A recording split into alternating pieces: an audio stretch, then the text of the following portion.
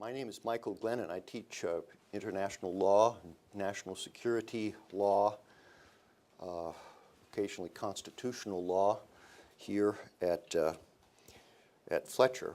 And long ago and far away, I used to work on Capitol Hill in the 1970s for the Senate Foreign Relations Committee in a very different world.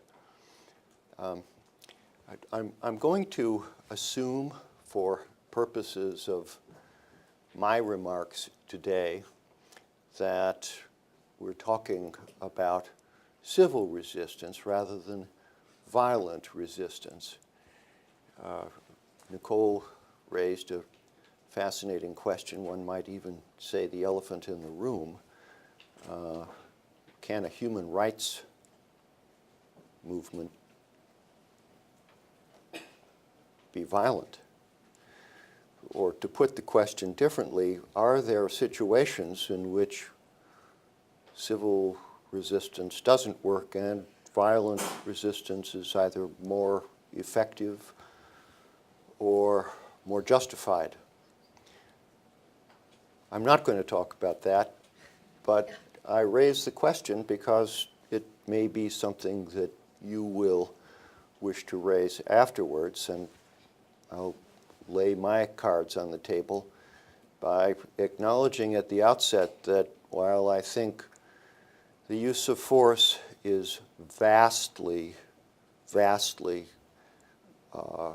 overused, it is far more frequently resorted to than is justified, and that this nation in particular has waged one foolish, misbegotten war after the next.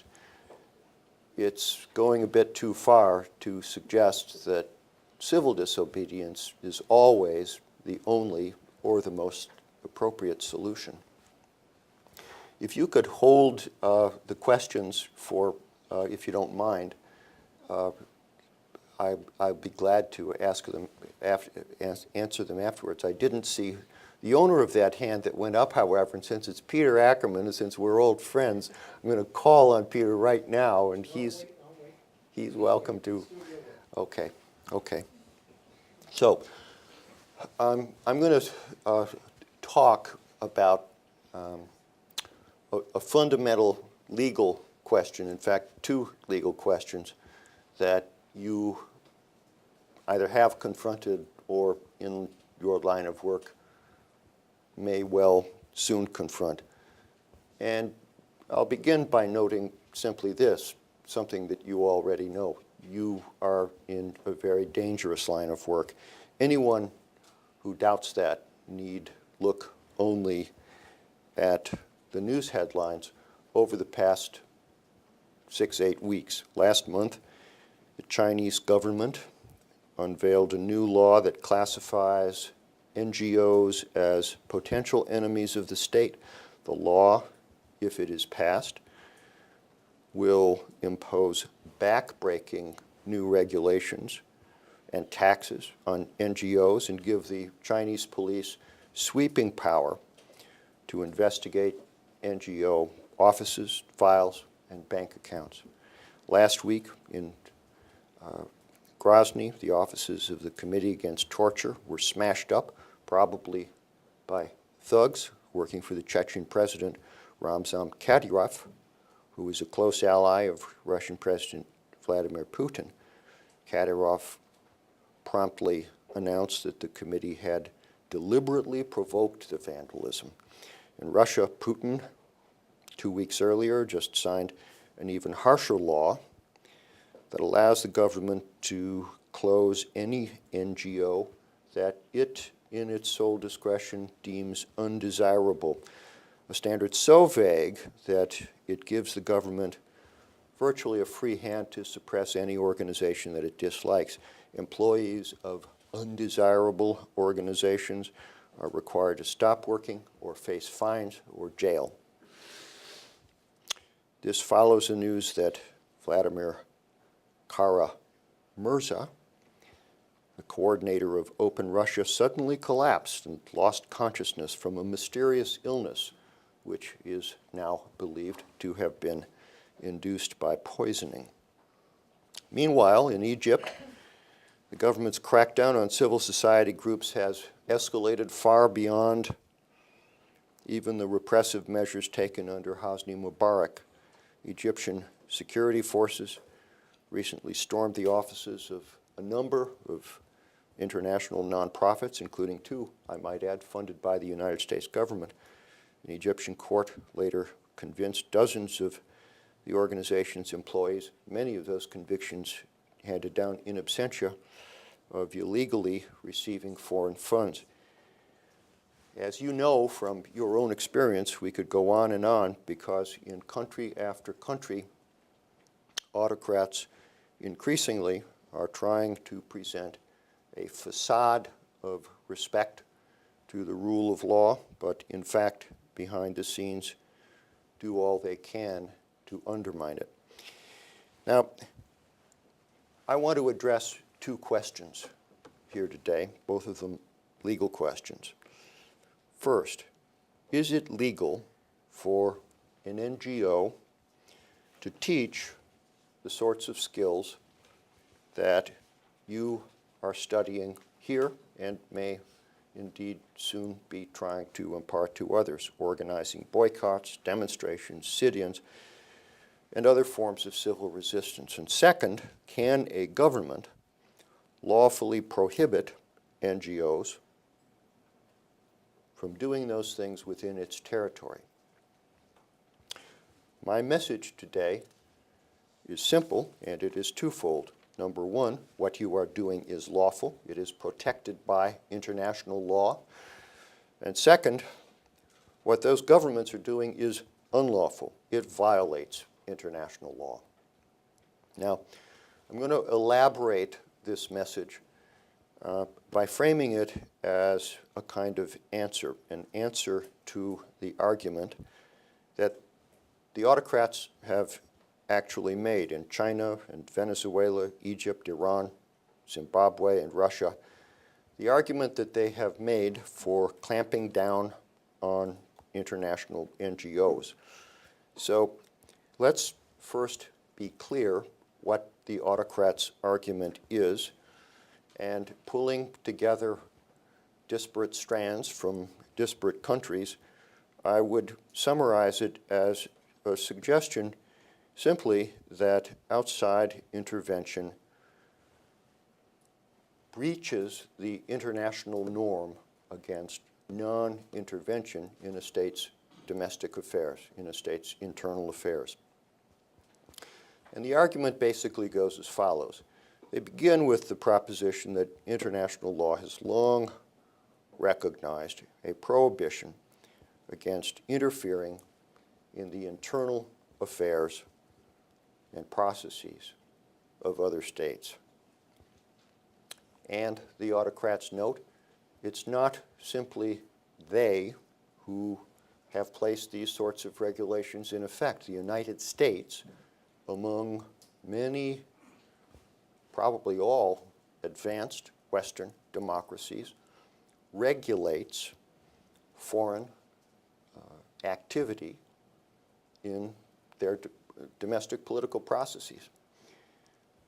I'm reminded that back when the earth cooled and I practiced law in Washington, D.C., I represented a client, Airbus Industries, which, because it was owned by, at the time, France and West Germany, made me, in representing them, a foreign agent. And when I wrote a letter on behalf of Airbus to a regulatory agency within the United States, I had to register as a foreign agent.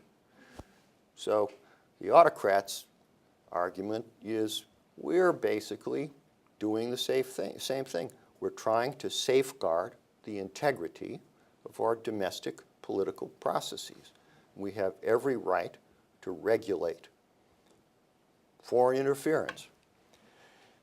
So this, they suggest, is really just another example of Western double standards when the West claims that they cannot do what Western democracies themselves do. And they go on. The autocrats suggest further that international law has long recognized that a state may prohibit another state from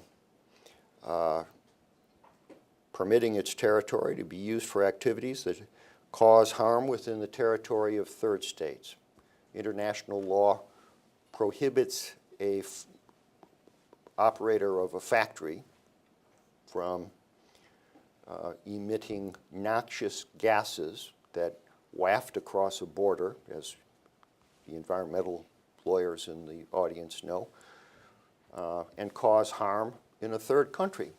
So when a group in one nation plans regime change to take place in a third state, that group is in effect introducing some noxious substance thing into the territory of that third state. And by getting subsidies and leadership and advice and in some cases manipulation from abroad, that it is suggested is precisely what's going on.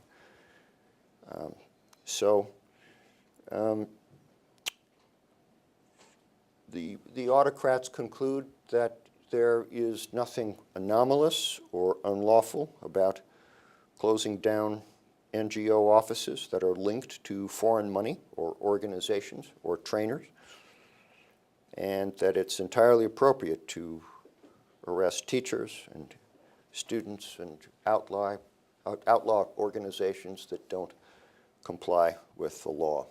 Now, that's the argument that the autocrats make. My message to you is, again, a simple one, and it is that that argument is wrong. It is wrong as a matter of law for three reasons. First, the norm on which they rely, the so-called non-intervention norm, is pretty largely dead. And it's pretty largely been dead from day one, when it was promulgated by the peace treaties of Westphalia in 1648, where the norm, such as it is, supposedly originated.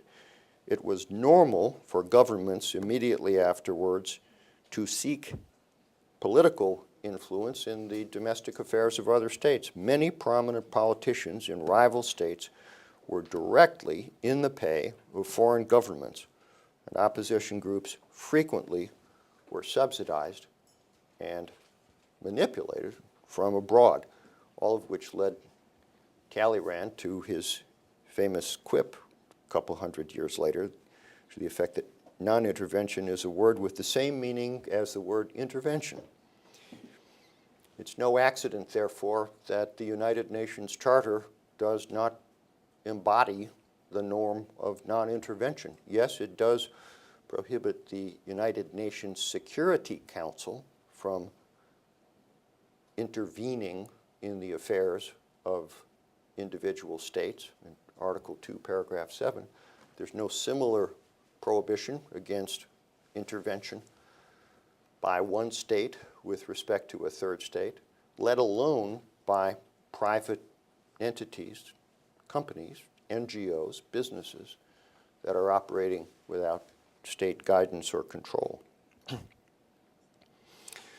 that's the first reason that the autocrats' argument is wrong.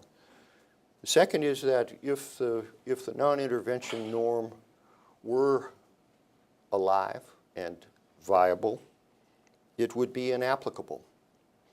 It would be inapplicable because it is grounded ultimately on another very viable norm in international human rights jurisprudence, the principle of self-determination. The rationale for teaching, call it what you will, civil resistance, democracy, promotion, whatever. The rationale is, of course, to make it possible for a people to decide for themselves, by themselves, on their own destiny. That's very much what the norm concerning self-determination is all about. The idea that a people have the right to determine for themselves what their destiny will be.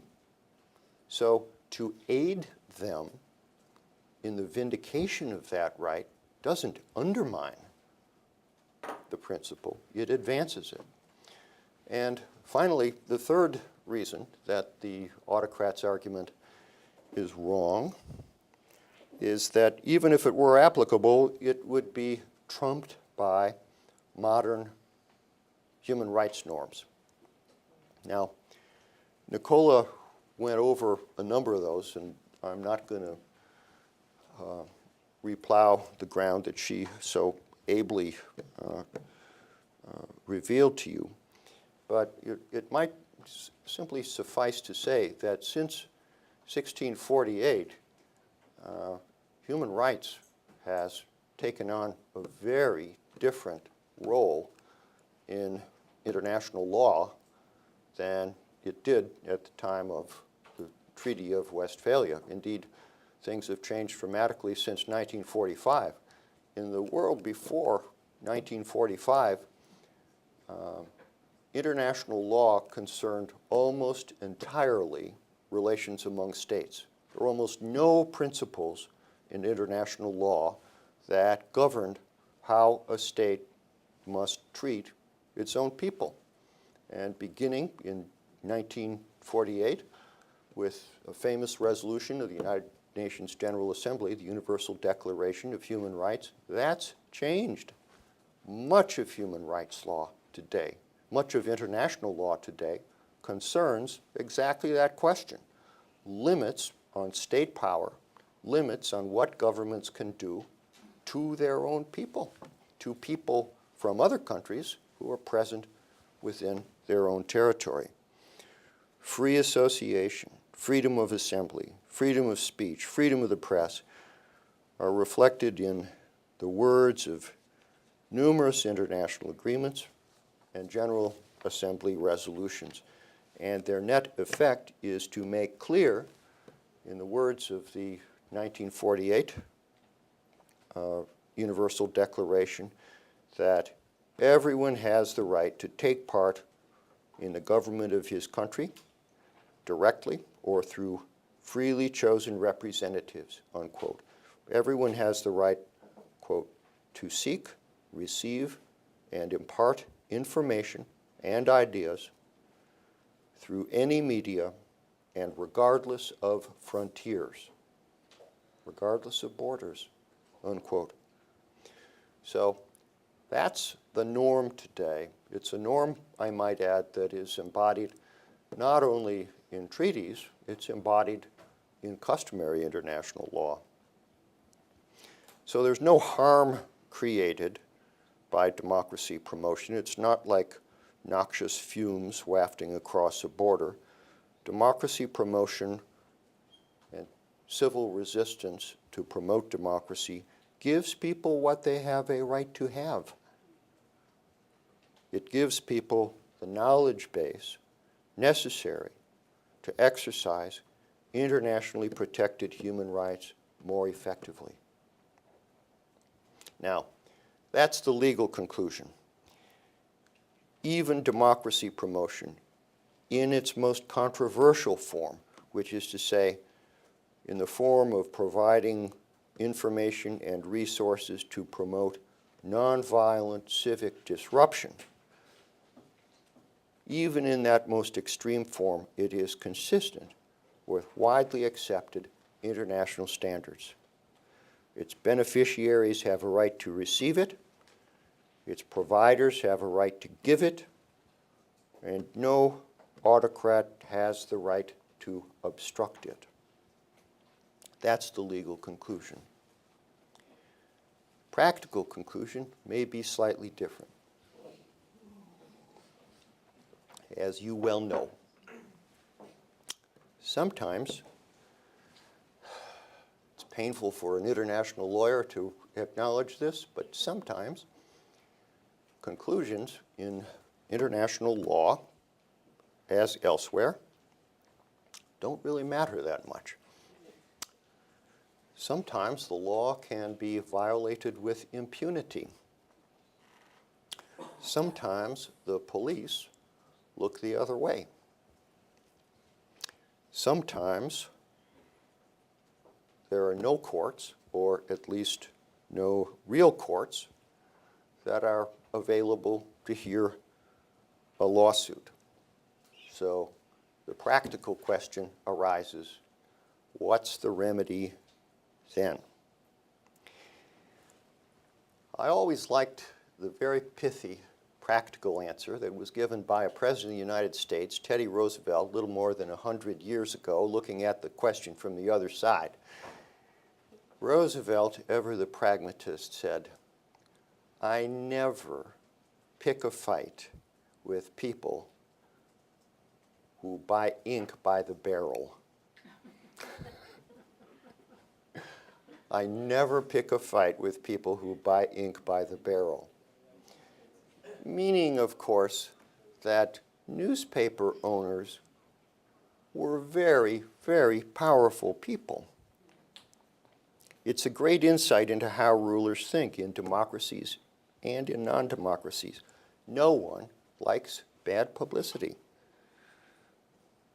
And that's especially true when the publicity is about law violation. Unfavorable headlines in the right newspapers can, in fact, be worth far more than any legal victory in any court. And a credible claim of law violation can, in many circumstances, not in all circumstances, get into those headlines. Of course, headlines, you know, is a bit of an old-fashioned term. Not many people buy ink by the barrel anymore in this digital age.